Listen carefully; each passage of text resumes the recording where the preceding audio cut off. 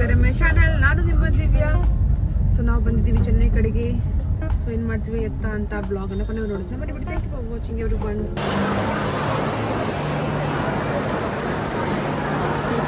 पालिका या प्रकाशन आदि की कौन से मंदिर चल दिए चाचा? ताजमहल।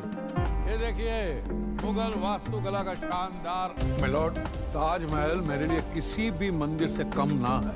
उसे देख करके तो हम हैरान रह गए। और अहम बात यह कि क्या था उन कमरों में जो रातों रात दीवारों में चुनवा दिए, क्या था?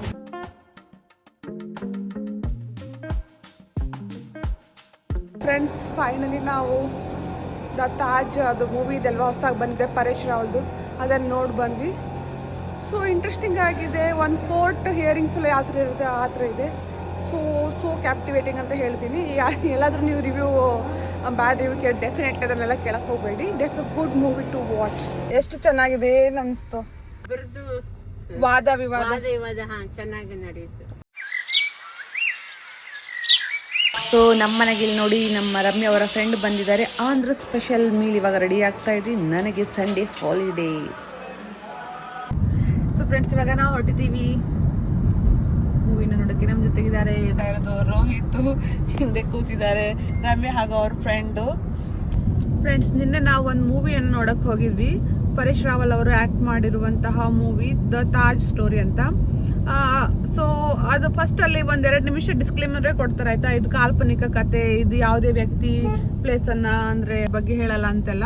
ಸೊ ಇಂಥ ಕಾಂಟೆಸ್ಟ್ ಅನ್ನ ಕೊಟ್ಕೊಂಡು ಸ್ಟೋರಿನ ಸ್ಟಾರ್ಟ್ ಮಾಡ್ತಾರೆ. ಒಂದ್ ವೇಳೆ ನೀವು ಕೋರ್ಟ್ ಹಿಯರಿಂಗು, ಆ ವಾದ ವಿವಾದ, ಆ ಡಿಬೇಟ್ ಅನ್ನ ಇಷ್ಟಪಡೋರಾಗಿದ್ರೆ ಡೆಫಿನೆಟ್ಲಿ ಈ ಮೂವಿ ನಿಮ್ಗೆ ಒಂಥರ ಎಂಗೇಜಿಂಗ್ ಆಗಿಡತ್ತೆ ಲಾಂಗ್ ವರೆಗೂ. ಅಂಡ್ ಇದರಲ್ಲಿ ಎಷ್ಟು % ಸತ್ಯ ಇದೆ ಏನಿದೆ ಅಂತ ಅದು ನಿಮ್ಗೆ ಬಿಟ್ಟಿದ್ದು. ಯಾಕಂದ್ರೆ ಕೆಲವೊಂದಿಷ್ಟು ಅವರ ವಾದ ಡಿಬೇಟ್ಗಳನ್ನ ನಿಮ್ಗೆ ನಂಬಿಸೋ ತರನೇ ಇದೆ. ಅದು ಪ್ರೂವ್ ಮಾಡತ್ತೆ. ಕೆಲವೊಂದಿಷ್ಟು ಬುಕ್ ಡಾಕ್ಯುಮೆಂಟ್ಸ್ಗಳನ್ನ, ಕೆಲವೊಂದಿಷ್ಟು ಲೆಟರ್ಗಳನ್ನ ಅದನ್ನ ಆಧಾರವಾಗಿ ಪ್ರೂಫ್ ಆಗಿ ಇಟ್ಕೊಂಡು ಅವ್ರು ಮಾತಾಡ್ತಾರೆ. So very impressive. ಏನು ಆಕ್ಟಿಂಗ್ ಮಾಡಿದ್ದಾರೆ ಪರೇಶ್ ರಾವಲ್ರು, ಅದು ಚೆನ್ನಾಗಿದೆ. ಆ ಕೋರ್ಟ್ ಹಿಯರಿಂಗು, ಆ ಒಂದು ಕಾನ್ವರ್ಸೇಷನ್, ಆ ಡ್ರಾಮಾ ಏನಿರುತ್ತೆ ಕೋರ್ಟ್ ಡ್ರಾಮಾ, ಸಾಕಷ್ಟು ಎಂಗೇಜಿಂಗ್ ಇರುತ್ತೆ. ಲಾಂಗ್ ಟರ್ಮ್ ವರೆಗೂ ನಿಮ್ಗೆಲ್ಲೂ ಕೂಡ ಬೋರ್ ಕೊಡಲ್ಲ. ತುಂಬಾ ಎಂಗೇಜಿಂಗ್, ತುಂಬಾ ಚೆನ್ನಾಗೇ ಇತ್ತು ಅಂತ ಹೇಳ್ತೀನಿ. ಬಟ್ ಆ ತಾಜ್ ಸ್ಟೋರಿ ಏನಿದೆ, ಸೊ ಅದನ್ನ ನಾನು ಟಚ್ ಮಾಡಕ್ ಹೋಗಲ್ಲ. ಸೊ ಅಲ್ಲಿ ಜಾಸ್ತಿ ಎಲ್ಲೂ ಕೂಡ ರಿಲೇಷನ್ಸ್ ಫೈಟ್ ಆಗದೆ ಇರೋ ತರ ಸೊ ನೀಟಾಗಿ ಸ್ಟೋರಿನ ತಗೊಂಡು ಹೋಗಿದ್ದಾರೆ. ಮೂವಿ ತರ ನೋಡಿ ಜಾಸ್ತಿ ಡಿಬೇಟ್ ಅಥವಾ ಅದು ಕಂಪ್ಲೀಟ್ 100% ಟ್ರೂ ಅಂತ ನೋಡಕ್ ಹೋಗ್ಬೇಡಿ. ಯಾಕಂದ್ರೆ ಹಿಸ್ಟ್ರಿಯನ್ನ ಈಗ ತಿರುಚಿ ಮರ್ಚಿ ಏನ್ ಮಾಡಿದ್ರೆ ಗೊತ್ತಿಲ್ಲ. ಬಟ್ ಅದನ್ನ ಇನ್ನೂ ಪ್ರೂವ್ ಆಗದೆ ಇರೋ ಕಾರಣ ಸೊ ಅದನ್ನ ಡಿಬೇಟ್ ಮಾಡೋದು ಕೂಡ ಸುಮ್ಮನೆ ವ್ಯರ್ಥ ಆಗತ್ತೆ ಅಂತ ಅನ್ಕೊಂತೀನಿ. ಸೊ ಐ ಹೋಪ್ ಮೂವಿ ನೋಡ್ಬೋದು. ಡೆಫಿನೆಟ್ಲಿ ಕೋರ್ಟ್ ಡ್ರಾಮಾ ಇಷ್ಟಪಡೋರಿಗೆ ಮೂವಿ ತರ ಹೋಗಿ ನೋಡಿ. ಸೊ ಅವ್ರು ಆಲ್ರೆಡಿ 2-3 ಮಿನಿಟ್ಸ್ ಸ್ಟಾರ್ಟಿಂಗ್ ಅಲ್ಲಿ ಡಿಸ್ಕ್ಲೇಮರ್ ಕೊಡ್ತಾರೆ, ಇದು ಯಾವುದೇ ರೀತಿಯ ರಿಯಲ್ ಇನ್ಸಿಡೆಂಟ್ಗೆ ಆಧಾರವಾಗಿ ಮಾಡಿಲ್ಲ ಅಂತ ಅನ್ಕೊಂಡು. ಐ ಹೋಪ್ ಕೋರ್ಟ್ ಡ್ರಾಮಾ ಇಷ್ಟಪಟ್ಟು ಡೆಫಿನೆಟ್ಲಿ ಇದು ಇಷ್ಟ ಆಗುತ್ತೆ ಅಂತ ಹೇಳ್ತೀನಿ. ಇದಾಗಿತ್ತು ಫ್ರೆಂಡ್ಸ್ ನಿನ್ನೆ ನಾವು ನೋಡಿರುವಂತಹ ಮೂವಿಯ ರಿವ್ಯೂ. ಇವಾಗ ನಾವು ಇನ್ನೊಂದು ಹೊಸ ಮೂವಿಯನ್ನು ನೋಡಕ್ ಹೋಗ್ತಾ ಇದೀವಿ. ರಶ್ಮಿಕಾ ಮಂದನ್ ಅವರು ಆಕ್ಟ್ ಮಾಡಿರುವಂತಹ ಮೂವಿ ದ ಗರ್ಲ್ ಫ್ರೆಂಡ್ ಅಂತ. ಅದು ಕೂಡ ಚೆನ್ನಾಗಿದೆ. ಇದರಲ್ಲಿ ರಶ್ಮಿಕಾ ಮಂದನ್ ಅವರು ಚೆನ್ನಾಗಿ ಆಕ್ಟಿಂಗ್ ಮಾಡಿದ್ದಾರೆ ಸೊ ಅಂತ ತುಂಬಾ ರಿವ್ಯೂಸ್ಗಳನ್ನ ಕೇಳ್ಪಟ್ಟಿದ್ದೀನಿ. ತೆಲುಗುದಲ್ಲಿ ಇದೆ. ಇವಾಗ ನಾವು ನೋಡ್ತಾ ಇರೋದು ಚೆನ್ನೈಯಲ್ಲಿ. ಸೊ ನೋಡೋಣ, ತೆಲುಗು ಅಲ್ಲಿ ಅವ್ರು ಚೆನ್ನಾಗಿ ಮಾಡಿರ್ತಾರೆ ಅಂತ ಅನ್ಕೊಂತೀನಿ. ಹಿಂದಿ ಮೂವಿ ಕಂಪೇರ್ ಮಾಡಿದ್ರೆ ತೆಲುಗುದಲ್ಲಿ ಅವ್ರು ಮಾಡಿರುವಂಥ ಎಲ್ಲ ಮೂವಿಗಳು ಸಾಕಷ್ಟು ಇಂಪ್ರೆಸಿವ್ ಆಗಿ ಇತ್ತು. ಹೊಸ ಕ್ಯಾರೆಕ್ಟರ್ಗಳನ್ನ ತಗೊತಾ ಇದ್ರಲ್ವ. ಸೊ ಅದೇ ಥರ ಇಲ್ಲೂ ಕೂಡ ಸ್ವಲ್ಪ ಚಾಲೆಂಜಿಂಗ್ ಆ್ಯಂಡ್ ಇಂಟ್ರೆಸ್ಟಿಂಗ್ ಅಂತ ಕ್ಯಾರೆಕ್ಟರ್ನ ಅವರು ಪ್ಲೇ ಮಾಡ್ತಾ ಇದ್ದಾರೆ. Let's see and watch. ಆ ರಿವ್ಯೂನು ಕೂಡ ನಿಮಗೆ ಕೊಡುವಂಥ ಪ್ರಯತ್ನವನ್ನ ಮಾಡ್ತೀನಿ. ಐ ಹೋಪ್ ನನ್ನ ಈ ವೀಕೆಂಡ್ ಮೂವಿ ರಿವ್ಯೂ ಬ್ಲಾಗ್ ಇಷ್ಟ ಆಗುತ್ತೆ ಅಂತ ಅನ್ಕೊಂತೀನಿ. ಇಷ್ಟ ಆಗ್ತಿದ್ರೆ ಲೈಕ್, ಶೇರ್, ಸಬ್ಸ್ಕ್ರೈಬ್ ಮಾಡೋದನ್ನ ಮರಿಬೇಡಿ. ಫ್ರೆಂಡ್ಸ್, ಎವ್ರಿ ವೀಕೆಂಡ್ ಆದ್ರೆ ಬರೀ ಮೂವಿ ನೋಡಕ್ಕೆ ಹೋಗ್ತೀನಿ ಅಂತ ಅನ್ಕೋಬೇಡಿ. ತಮಿಳ್ನಾಡಲ್ಲಿ ಮೂವಿ ಪ್ರೈಸ್ PVR ಅಲ್ಲಿ ಸಾಕಷ್ಟು ಕಡಿಮೆ ಇರುತ್ತೆ.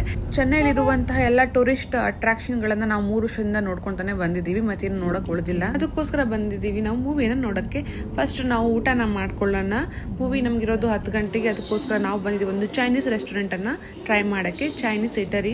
ಇಲ್ಲಿ ನೀವು ಏಷ್ಯನ್ ಫುಡ್ ಅನ್ನ ಟ್ರೈ ಮಾಡಬಹುದು. ಚೈನೀಸ್ ಅಲ್ಲದೆ ಕೊರಿಯನ್, ಜಾಪನೀಸ್ ಫುಡ್ ಅನ್ನ ಕೂಡ ನೀವು ಇಲ್ಲಿ ಟ್ರೈ ಮಾಡಬಹುದು, ಚೈನೀಸ್ ಇಟರಿ ಅಂತ.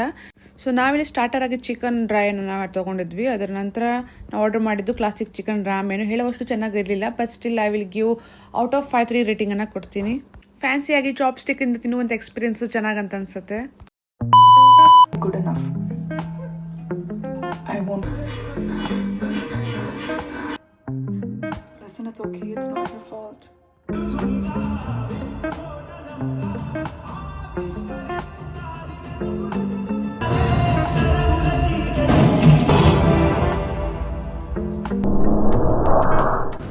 ನಾವು ಫೈನಲಿ ಮೂವಿನ ನೋಡಿ ಮುಗಿಸಿದ್ವಿ, ಗರ್ಲ್ ಫ್ರೆಂಡ್ ಮೂವಿ ಅಂತ.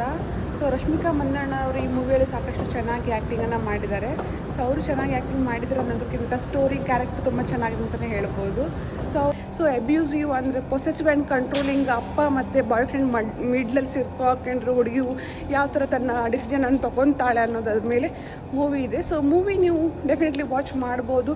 ಅಟ್ಲಿ give some information life lesson to young generation ಅಂತ ಹೇಳ್ತೀನಿ. ಆ್ಯಕ್ಚುಲಿ ಸ್ಟೋರಿ ಏನಪ್ಪ ಅಂದರೆ love story of post graduates ಆಯಿತಾ.